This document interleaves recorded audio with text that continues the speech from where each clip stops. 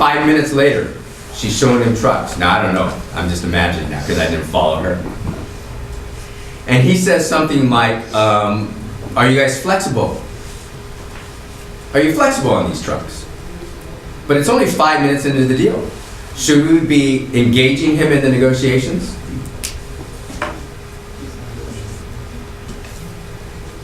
Yes, because it's intent. That's intent. But should we be talking about numbers?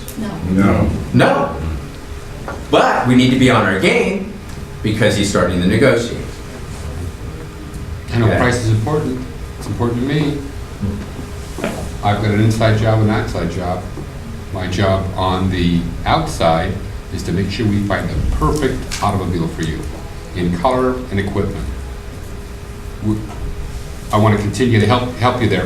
My inside job is when I get together with you and my manager and we kind of have a meeting of the minds. The numbers are going to be the numbers. We adjust numbers all day long. I can't adjust your taste in automobiles.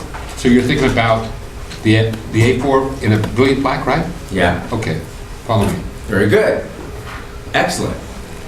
What Craig just shared with you is a way to get another commitment.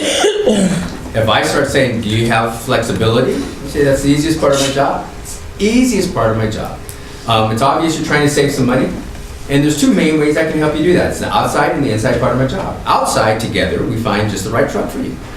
Make sure you're not paying for stuff you don't need or missing stuff you gotta have, because that's gonna impact the price, right? Inside part is where I help you and my boss agree to terms. And I kick butt in both parts of my job. Will you give me a chance to prove that to you? Really hard for the customer to say no to that. And here's why. Do I sound easy to do business with? I'm sorry? Yes. Whose interest do I have at heart? Customers. Do I sound competent? Yes. Do I sound confident? Yes. That's what the customer is buying 5 minutes into the transaction, folks. I see it over and over again. The common mistake salespeople make, car salespeople make. The customers say something about intent or the vehicle, and they just haul butt to the inventory. And no problem, here we go, and go right to the car. You better have the best car, you better have the lowest price in that case.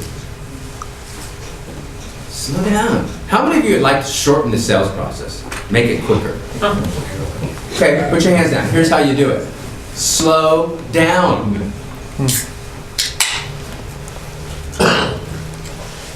Trust me, your car isn't better than the other guy's car. It's not.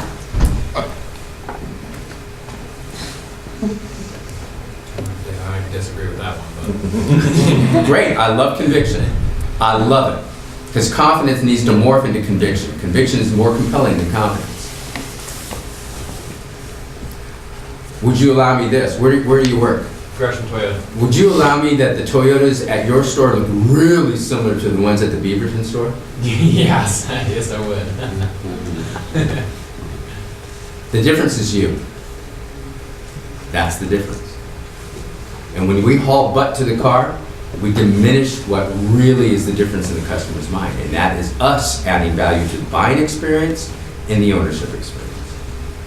Now, as I shared with you at the very beginning, there's no right or wrong way to sell a car. Other than lying, there's no right or wrong way to sell a car. You've got to find your own voice. May I humbly suggest that hauling butt to the vehicle is not the best way to sell yourself. Customer says, boy, you know, I think these are out of my price range. I don't think I'm going to be able to afford these. And it's only 7 minutes in the transaction. You could say, well, gee, what kind of price range did you have in mind? Which is kind of a bonehead thing to do, in my opinion. On the other hand, you could say, you know what, Craig? There are lots of different ways we can fit whatever car you end up choosing within the budget you had in mind. What I like to do, if you let me, is put all the ways that we can accomplish that for you in writing, in black and white, so you can see for yourself. After reviewing them all, you tell us which way works best for you. Now, personally, I think that's a better way of doing business.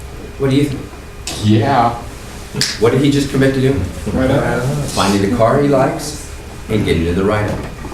Right? So, although the customer is trying to engage you in the numbers, engaging you in the numbers before they find the right vehicle is nothing more than a lesson in futility.